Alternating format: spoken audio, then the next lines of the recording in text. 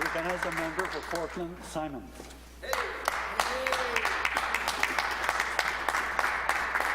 Thank you, Mr. Speaker. Mr. Speaker, I want to start today by echoing the comments in the closing of this debate, echo the comments of the member for St. John East.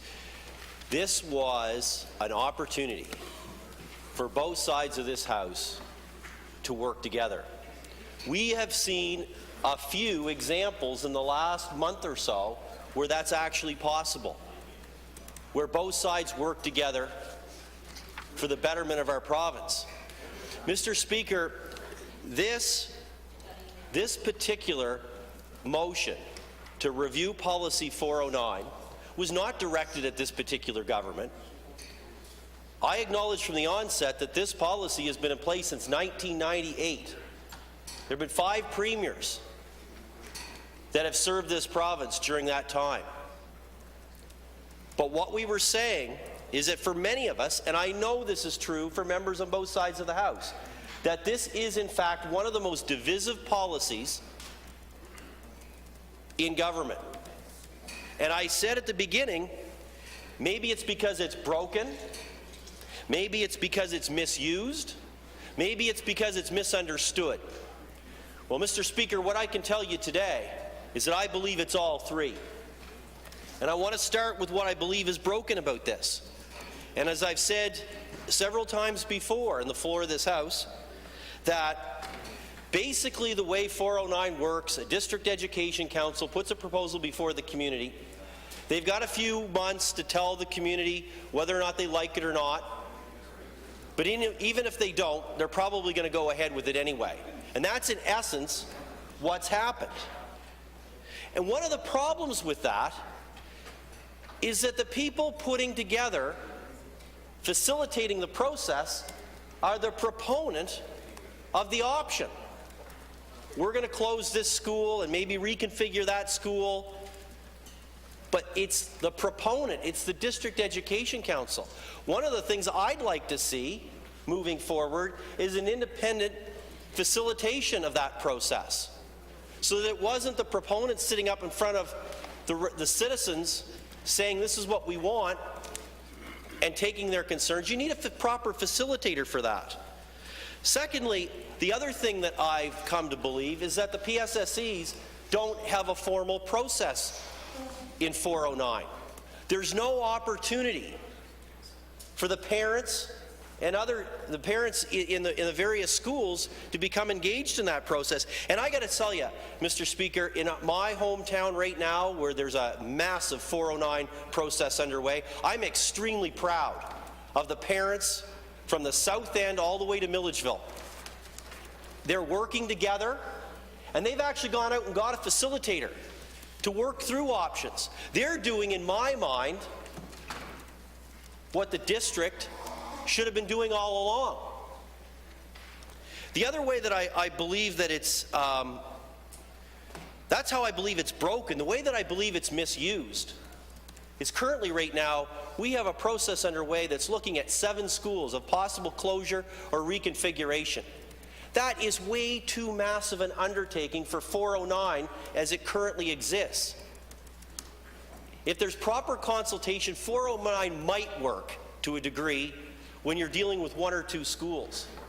But when you're dealing with 7 schools in a very diverse community with a lot of very specific needs and challenges, 409, in my view, does not work in that regard.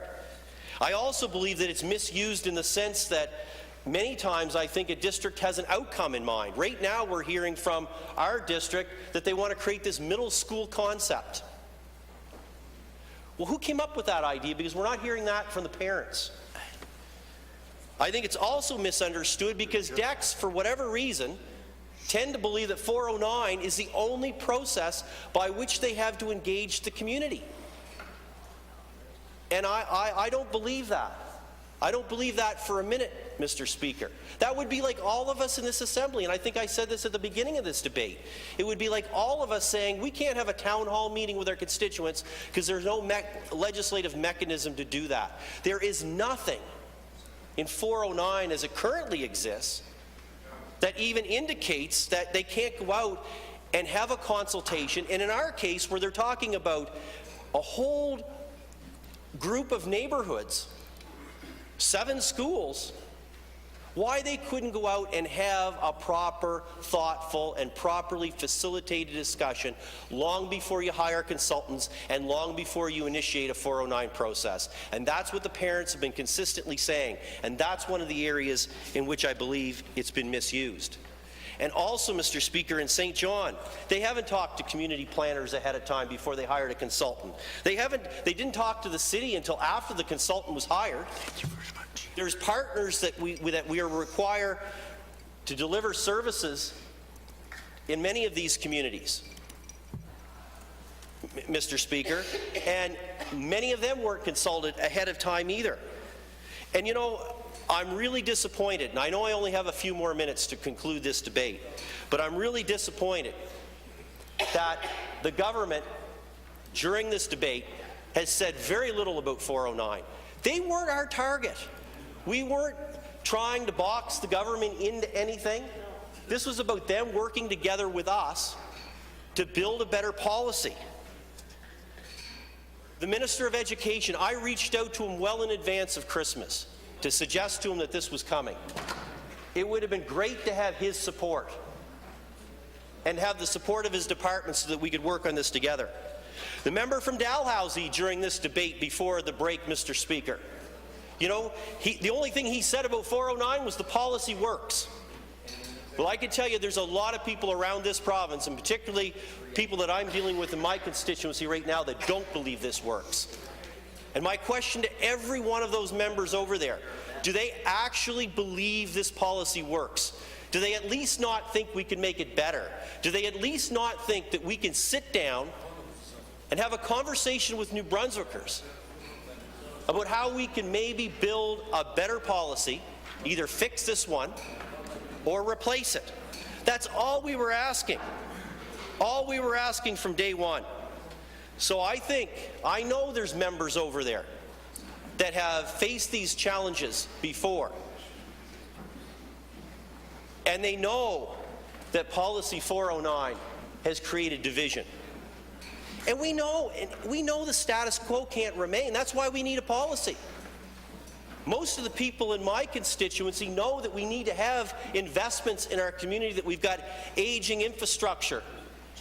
And this older infrastructure needs investment. But maybe some of the options are to repair some of the existing facilities. But we've never actually had that real discussion properly facilitated. Mr. Speaker, I have consistently on the floor of this Assembly for the last number of years said that I believe that communities are not created in Ottawa and Fredericton. They're created around the province, in neighbourhoods in my riding like Crescent Valley and Milledgeville and Silver Falls and the Moreland Park. That's where communities are created. They're real. They've got real people in them, and they've got ideas, and they're ideas that need to be engaged, and we need a process in which to engage those ideas so that we can build a roadmap. The member from Miramichi talked about how when the government changed, the priority changed. Well, if you have a roadmap that's designed by the people of that community, then they'll start saying, why isn't it being followed? But I've had the same experience the member from Miramichi had. In 2006, there was design work money in the budget for a replacement of Princess Elizabeth School. But the government changed, and that changed. What we're saying is let's build a better process so that we can actually have a roadmap that's designed by the people of our communities, by the citizens of New Brunswick. That's what we're asking for. We're saying that we can do better, and today I'm asking the government members to stand with us to fix 409, replace it, but if nothing else, let's have a review and engage New Brunswickers in what a new policy could look like. Thank you, Mr. Speaker.